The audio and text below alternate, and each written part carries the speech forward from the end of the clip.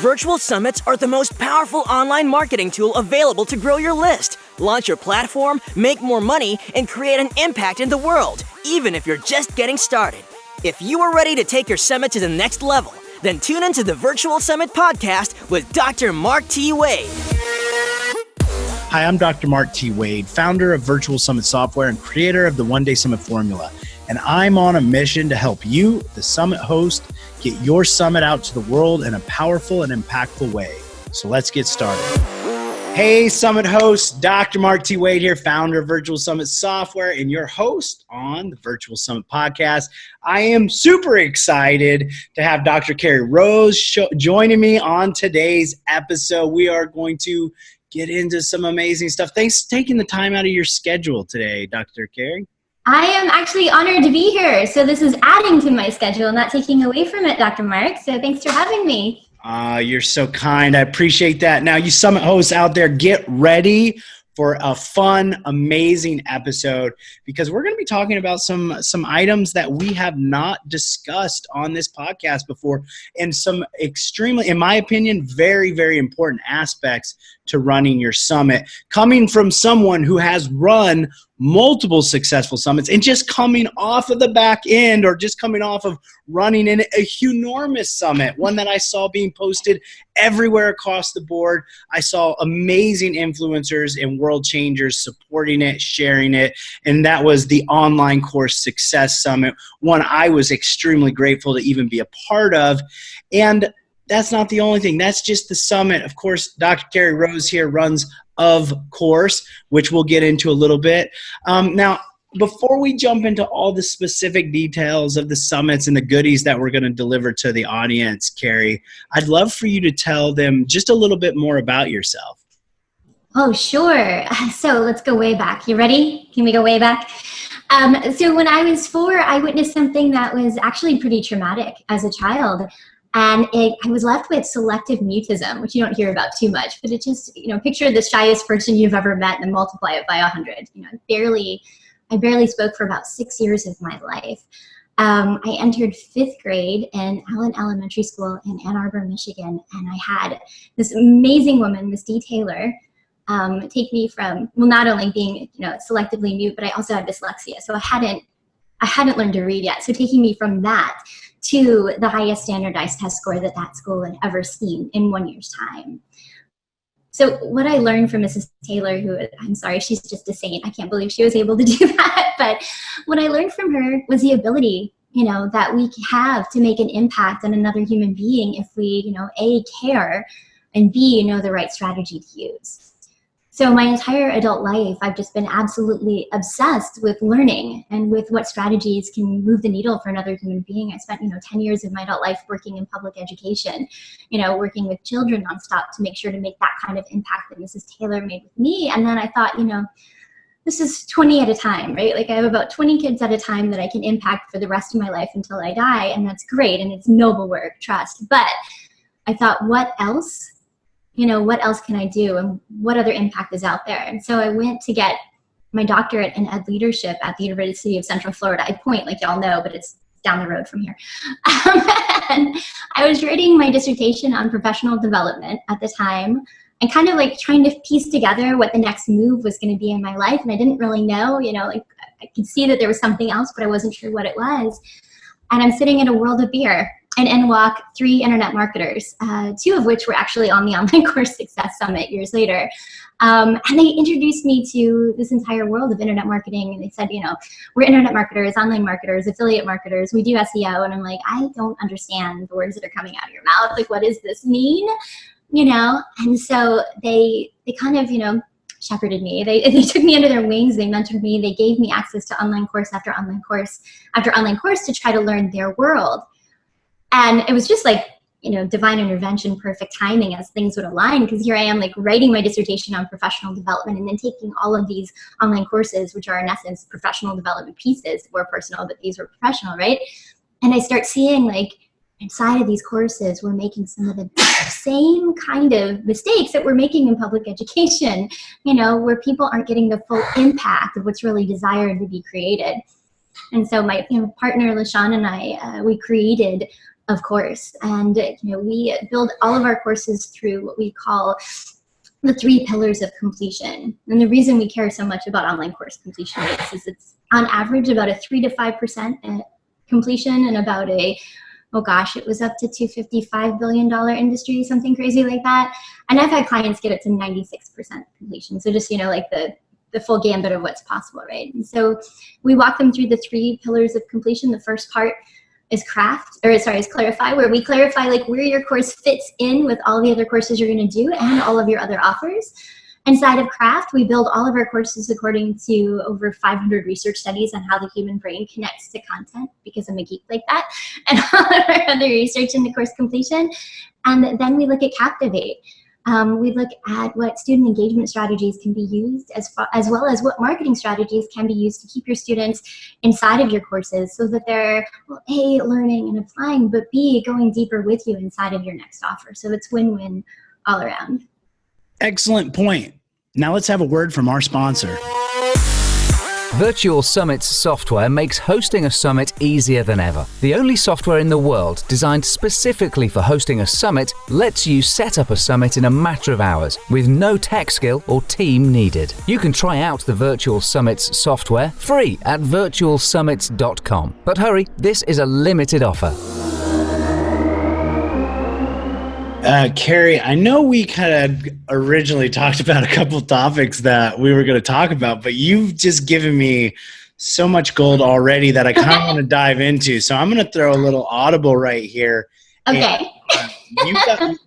And here's what I'm thinking. Full thought process out there. A lot of problems right now that's happening with summits is that the audience, we have to overcome attention span, right? Like attention span's decreasing across the world, and everybody knows, everybody sees it. And so it's also an issue we have with summits, is getting the audience to engage in the summit and to actually partake and consume it, to get them the information they need to build the relationship with us and then move them along the customer journey. So you're sitting here talking about completion and how you took courses from 3 to 5% and got your guys is up to like 96%. I want to talk a couple of these strategies and see how we can maybe even position those around summits and use a couple of those in a summit to help increase our summit hosts' success. What do you say? Is that cool? I would love to. And I will tell you that a lot of the things that I would recommend for a course, I didn't do inside of our summit. So this is going to be the pot calling the kettle black on a couple of things. And we are going to be spitballing this together right now. So Absolutely. Well, luckily for you, I'm a great student and I'm ready to learn, and you're an amazing teacher, and I know you're ready to teach. So let's jump into a couple of those completion strategies that you would use for your course, and let's see how we could spin those around for a summit. Sure. And so the first thing is, making it something of value, right? So a lot of people think, when I'm going to create a course, I'm going to throw everything at them that I can possibly, give them into one thing, and then hopefully they'll find that valuable. But valuable really means solving the problem, right? And so you have to look at things as far as what's going to actually solve their problem. So I can't say that our summit was tiny, because actually when we looked at it, we did try to solve all of the potential problems that could come up, right? So we thought about things called, calling it the Online Course Success Summit. We were like, okay, what are all of the possible ways that people could have success with creating online courses and selling them? And what are all the possible roadblocks that could get into the way, right? And so we ended up with, by the time we were done, and I would never recommend this, we ended up with like 70 speakers because of all the different options that people could take in order to, create a successful online course business. So I wasn't really looking at it as do all of this, right, in order to create your successful online course business. I was looking at it like, hey, you know what? You could write everything down all day, every day until you're done with this, until the summit's over. You got like 4 to 7 possible interviews and masterclasses a day. Or you could just get the all access pass that's actually a reasonable price and go in and take what you need when you need it for right on time learning. Because right on time learning is what you actually need. You don't need everything but the kitchen sink thrown at you. You need what you need access to in the moment that you need access to it. So I don't know that helps summit creators as much as summit participants, right? Because for me, it's like, the value isn't in watching all of the summit and taking all the copious notes you're going to get into, right? It's about, you probably want to just purchase that thing and have it on hand and have it as a library that you can access. And I think maybe for summit creators, selling that proposition to them, like, hey, this is right on time learning inside of the all access pass. That might be beneficial. We also looked at the structure for the summit to try to change it to create more value, right? Like what is actually valuable inside of a summit. And so we had done one in 2017 was our first one. And it was a really interesting process because I didn't know what I was doing. I took a course on it and I was like, okay, Sean talked me into it. I'm like, all right, fine, honey, let's do this thing. I'm married to my partner, so I can call him honey. But so, we're doing interviews, and, that was the general theme for the whole summit, was a bunch of interviews, right? And a couple of people came on and said, I want to do a masterclass. And I said, okay. And each one of those blew my mind with the amount of material that I learned inside of each masterclass. And, Justin Lofton did an amazing one where I walked away from it feeling like I could run Facebook ads on my own. Jason Allen Miller, my good friend Jam, we call him Jam, he did one amazing one on putting together your first website. And I walked away feeling like I could do that on my own. And then Laura Peterson did one on how to become a best-selling author. And I took a lot of notes because I was in the middle of writing a book, and I had been for a year, and I didn't know what I was going to do with it. And I was like, wow, this is the best thing ever. And then I went back to my notes months later because I still hadn't published yet. And I was like, okay, I want to look at what Laura said. And I looked at my notes, and my notes were chicken scratch, right? And I was like, well, thank goodness I have the all access pass, right? Because I produced the thing. So I went into my account, and I watched her video, and I watched the masterclass twice through. And then with all of the outreach that I did and all of the strategies that she gave me, when we actually did hit publish, I stayed on the bestseller week list for 5 weeks on Amazon with no paid traffic, just from the relationships that I had and the strategies that she gave me. And I was like, this is what actually is valuable. It's me being able to go back into the summit when I want to, right? Like we just talked about right on time learning, but it's having these classes, not just the interviews. It's having something in front of me where somebody is actually trying to teach me their craft. So when we created the Online Course Success Summit for this year, for 2019, that was the goal. And I think there were a couple of people that ended up being straight interview because that was like the only way that we could get them there. But even you came on, you did a masterclass for us. Daryl Eves did a masterclass for us that he hadn't done for anybody else. He created it just for the summit. And that man is super busy. Like there are so many people that were like hugely busy that gave up their time and their efforts and their energies to make sure that, we had something that actually did solve their problems. And so for me, that was like definitely a giant paradigm shift. I hadn't seen that in too many summits, and maybe you had, but it was just like a simple interview with your story and how are you? Nice to see you. What are they going to learn? And then boom, right into actually learning and fixing the thing. And for me, I think that does equate with consumption.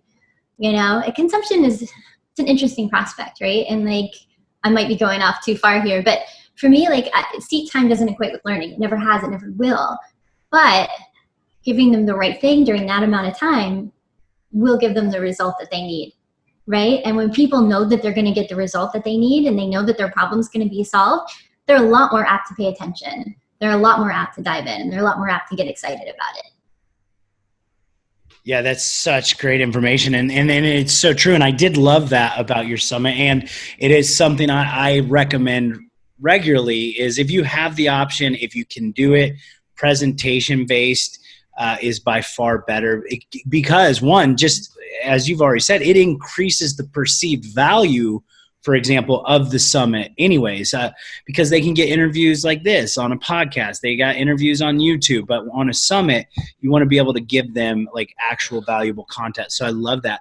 Going even deeper into this right here. So what are some potential, inside of your course structure when you're teaching the completion and the actual content that they're creating? Maybe we didn't do this inside of our master classes because we hadn't had the lesson yet, but what would be an ideal scenario that a summit, even a presenter, like a summit speaker, how should we craft our content to increase the potential of the consumption. Right. And there's some things that you don't fit with the summit method, right? So like for online courses, videos should be 3 to 5 minutes. They have research that says that people fall off at the 7-minute mark, right? And so I'm not really sure that summits shouldn't be different, but or be the same as that, but I don't know how to make it work technically, right? Like, 3 to 5 minutes and done. Like, where's the value? What did that solve, right? I don't know. I don't have the answer there unless you have people agreeing to do master classes in chunks that are broken down in that way. I haven't seen that yet. Maybe you have. The other thing is to really focus their attention in on what they're supposed to get out of it, right? So there's a couple of things here, and this will work for a couple of different people. So about a quarter of the population exists in this why kind of area. So we've got like the why, we've got the what it is, we've got how to do it, and we've got the people that want to go create it, right? The why people, this isn't anything new. The why people won't pay attention to you until you've told them why they're there. So they're already done before you've gotten started. So if you're just like, hey, I'm teaching you today, okay, that's great. So they're out. So you've already lost a quarter of people if you haven't addressed that. But the other side of it is, I want you to like kind of flip on the reticular activating system and have them specifically paying attention for a question to answer. So I call this a focus question, but like really, it says like something, but by the end of this lesson, you'll be able to answer the following question. And you give them the question before you even get started, right? And instead of thinking about like in terms of what your outcome is, so like you could be thinking like you may have like, the outcome of this masterclass is such and such. Okay, that's great. But if you give them a question, it's a different kind of experience. My husband likes to say that answers are slaves to questions. But if you think about it, like how many times have you been asked a question and you haven't somewhere, either internally or at your mouth holes, actually answered it, right? Like even if you're super stubborn, it'll be in here somewhere. But more than likely it's going to come out because the question's been asked. So if you tell them that they need to focus in right here to answer this question, they already know why they're there. They know why they're there. They know what's going on. And then at the end, you ask them the same question again.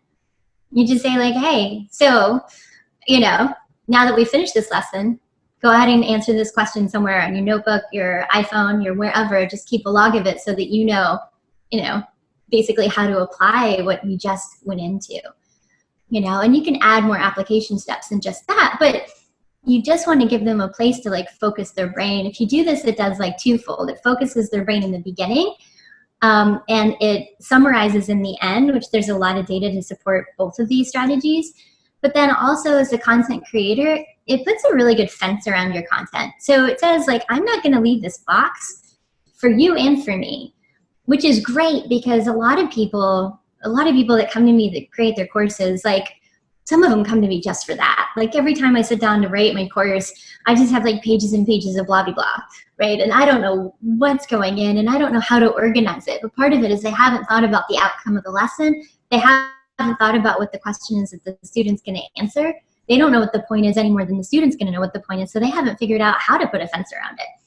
But if this is my question, only things that go in this lesson are things that answer that, right? And if it's too broad, now you got to make smaller lessons because you only have 3 to 5 minutes in each video, right? So there's ways to play with the content and kind of, I'm massaging it, and massage it in order to make it work and to make it fit.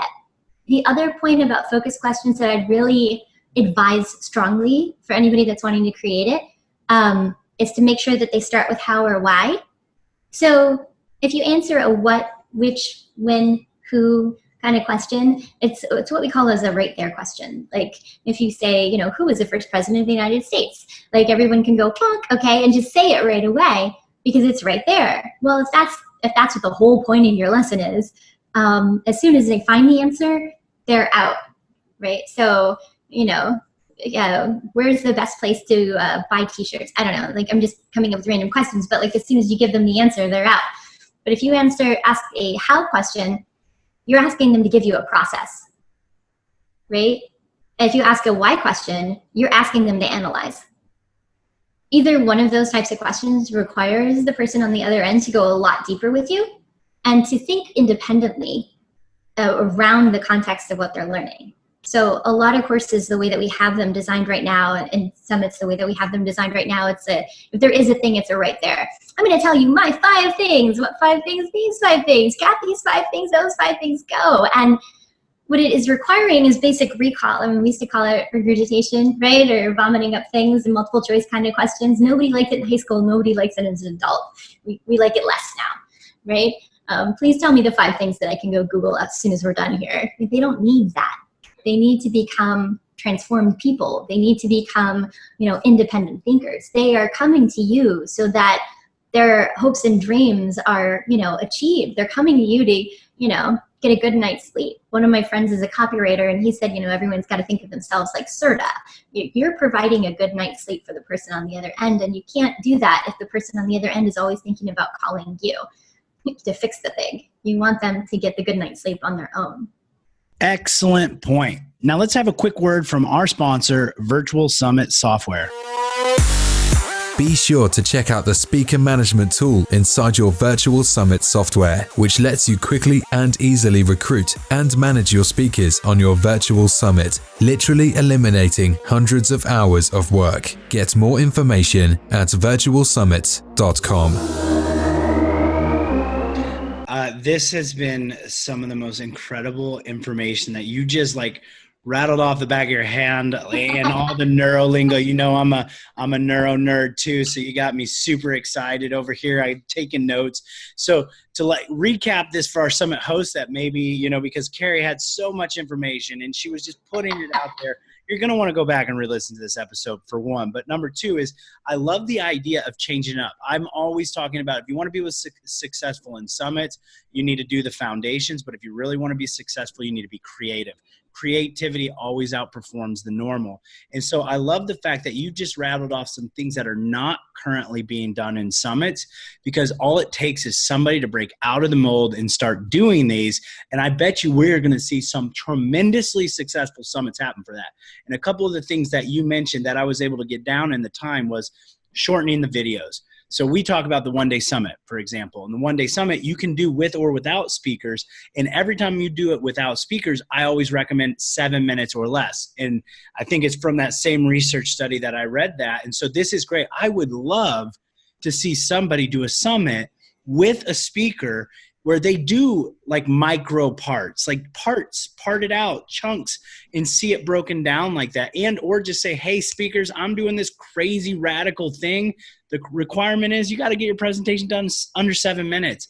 I bet that would crush it. And you guys listening to this, you heard it first right here from Carrie. Also, putting the why, or putting the how or the why and the question at the beginning of it, I know that could change dramatically for summits. So this is amazing. And then basing the pieces throughout it. So amazing info, Carrie. I don't want to take up any more time with me talking. I want to keep going in with you. I'm so glad I asked that question. I got to give myself a little pat on the back for that. Do it. This was incredible. All right, so we got some insight into the completion, how we can improve that, and how we can increase the engagement, and that right there is enough. We could end this and walk away, but I got you on here, and I'm going to take advantage of every moment we have. I want to talk about something that you guys over there, you and your partners and everybody behind the online course success summit is planning right now with the encore aspect. It's something that I think is really valuable, and I'd love to hear kind of your thoughts on how what your goal is with that, as far as what are you trying to do with it, and then what are some of the strategies or things you've implemented to set that up. Sure. So for the encore, I believe we did it last time, and really it was kind of like I don't know, have you ever taken a good steak off the grill and you let it rest before you eat it? You can't just slice the thing right away. It needs to or you open the wine and you let it breathe for a minute. Well, when they've gone through a summit, especially a summit the size of ours, right? It was 12 days of, oh my gosh. And there were some people that were checking right along with everybody. And there were some people that didn't come on until the end. And there were a lot of people that were like, oh man, I missed so-and-so, and so it's a couple of, it helps on a couple of different levels. I mean, the first of it is for those people that miss something, if you open it back up for the encore, they can at least catch the 1 or 2 that they missed, right? Like it's pretty easy for them to go back in and get into it. The other side is usually if you're doing a summit, I mean, usually from my experience, maybe not usually from yours, Dr. Mark, and you can correct me, but like there's a back end purchase at the end of it. There's another offer, but they're tired. They're already tired. You've been in their email. Like I was in their email 12 days in a row, plus a couple of like previous emails before that for most of the people that went through it. Most of the people did come through before we actually started the summit. That's a lot of messages for me. And so it kind of like wears them down and gets them a little, tired. So the summit is like, or the encore to the summit is like a way to go, oh, hey guys, I'm here again. And by the way, I'm going to give you more presents, right? So you're showing up like Santa Claus for the thing that they already said that they liked, that you're getting great reviews on already, that you know is highly valuable. And you're saying, I'm going to be Santa Claus. And we're doing it for 72 hours. So other people can have other strategies. We just have a lot of content. So for 72 hours, you can access anything and then it'll close back down again. Okay. And so for those people that are going through it, I mean, that's another way to look at it and go, oh yeah, I remember that was valuable. Oh gosh, you know what? I want to catch this one, and this one. And I didn't know this one was in here too. I should just purchase, right? Because the price at this moment isn't like, it's not excruciating. It wouldn't hurt anybody, right? So there's that other side of it. And it's also saying, hey, I'm here again, right? So before they go into the next VSL sequence, I've got we've got a 3-part video sequence and another 4-part video sequence, and the fourth one of that one being the VSL that comes after this. Before I do that, I'm giving them another thing that's free again, but the thing that they already wanted in the first place, right? So that's really, for us, that's the main point of it. It's like, it's twofold, right? We want to remind them without being overwhelming, and we want to give them gotta let it rest. Gotta give them some space to breathe. Yeah, no, that makes a lot of sense. And I've seen these be extremely successful for the exact reasons that you've just mentioned. So I think it's a great idea, and totally recommend it. With just so to help our summit hosts understand, you're laying it out. So they have 72 hours to have access to any or all of it, or are you opening up certain pieces? Like what's kind of the specific strategy during those 72 hours? Yeah, so we're opening up all of it. So we're just everything is in there still from before. So we're just gonna go ahead and republish the existing material as is and let them just free for all it for that time period. I guess I should also say that our corporate sponsors are gonna be emailing, we co-branded with Thinkific this year, that they're going to be emailing again, just like they did the first time, which was fabulous. The week before, we're going to be inviting our corporate sponsors to email again, our speakers to email again. So it's another chance to promote just as large as they promoted the first time, right? So it's like still, it's another huge win to have that opportunity and to have something to offer their audience that could be a win-win for them. So that brings up an excellent question. So with the emailing, are you going to re-advertise it in a sense of, are you going to make it open again for new people to opt in for it? And if so, are your sponsors, speakers, et cetera, being given the option or encouraged to promote it again from that standpoint? Exactly. So after we're done here, I have to write those emails. That's on my list of things to do. But it's, basically, I'll just, let them know that it's going to be, going to be open again. Love to have their support on it. And also to give them a heads up in case, in case for some reason they've taken down the original landing page, right? So in case for some reason they've done anything to any of their stuff that they offered in the back end, they want to know that people are still going to be coming through and make sure everything's still going, the way that it was. So that's a good opportunity for me to share that with them as well as our plan to go evergreen. So they probably shouldn't take it down. Yeah, no, and this is incredible. So this is another amazing strategy for our summit hosts listening into this. Understand what Carrie's just telling you right now is because I know, and here's the full story behind this. I know there is a percentage of summit hosts who reach just under or below what their original goals are. And a lot of times they look at it as the summit's ended and I didn't meet my goals or my expectations, and now I'm disappointed.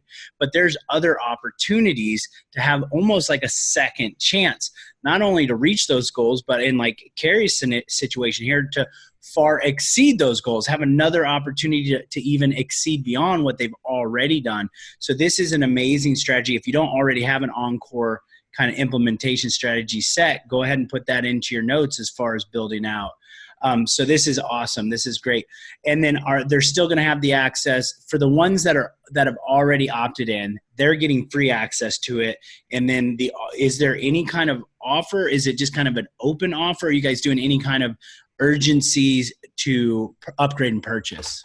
Absolutely. So right now we did the initial early bird pricing was $97 back when it first opened, and that was open for a few days into the summit, and then it went up to $297. And we really believe it's worth, I can't even tell you how much, honestly. There's so much gold in it.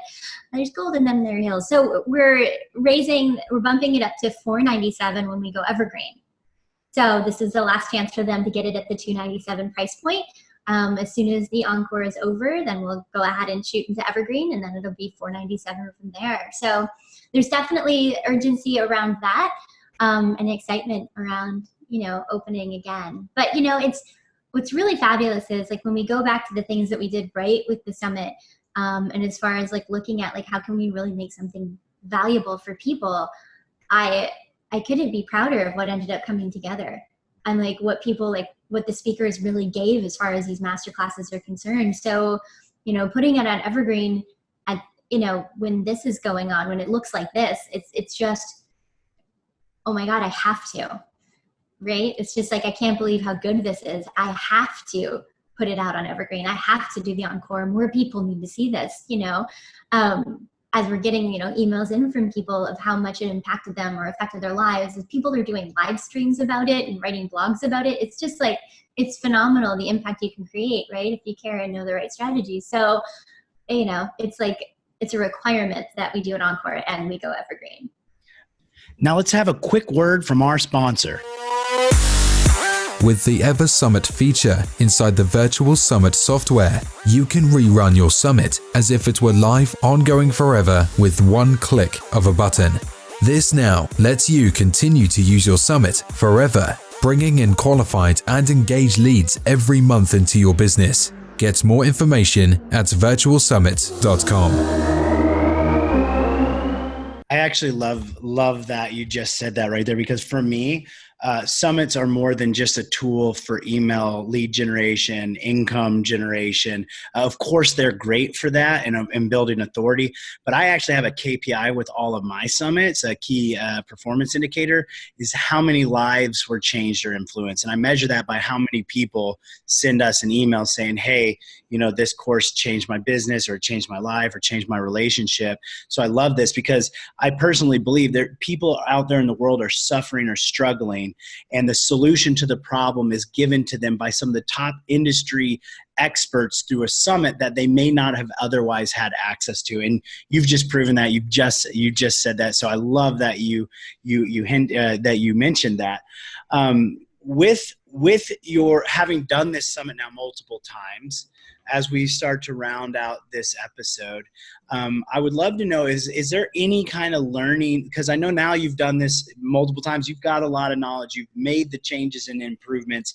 Is there something maybe that you learned the first time or in between that you implemented that was kind of a good move, like something you're like, that was a good thing we changed? Oh gosh, one of the best decisions that we made between version 1 and version 2 was bringing on, we had Thinkific as a corporate sponsor originally, but having them as our partner in this, that I don't want to say a whole nother level, but yeah, kind of, that was something entirely different. And as a result, we were able to, because of their connections, bring on more corporate sponsorships. And that was fabulous. So for the people that are listening, speakers have whatever list size they have, right? They're rocking with what they're rocking with. And I don't base whether or not somebody should be a speaker on my summit based on list size. I know there are some people that do that. I don't. I look at like, what are they going to create for the audience? Like, are they the right person to be teaching this content to people? And if they are, they're on. And if they're not, then it's not a conversation. We don't start, you know, generally speaking. But so that can affect, you know, what the outreach is and what that looks like when you actually get down to brass tacks. But having corporate sponsors that are, you know, ours were all software companies. Software companies have different sized lists than average speakers, right? And so when you get people involved that have larger lists that are attracted to the same kind of people that are going to be coming into your summit, that want to share, that want to grow with either a list share or, you know, something else, or just even want the recognition, you know, that can be huge. So I would say to think of, and not even necessarily like software companies, but think of like, what do the people that are going to be going through your summit, what did they use and what do they need to use, right? Like, what's going to help them, right? If you're a dentist or you're running a summit for like dentists, then maybe it's like, what kind of like examination chair, you know, what brand should they use? And if so, then you have conversations and start opening up those doors to see if it's possible to have them as a sponsor. And I would say start that process like early if you don't have it in already. If you don't have a relationship already, then you want to start figuring that out, you know, months before, right?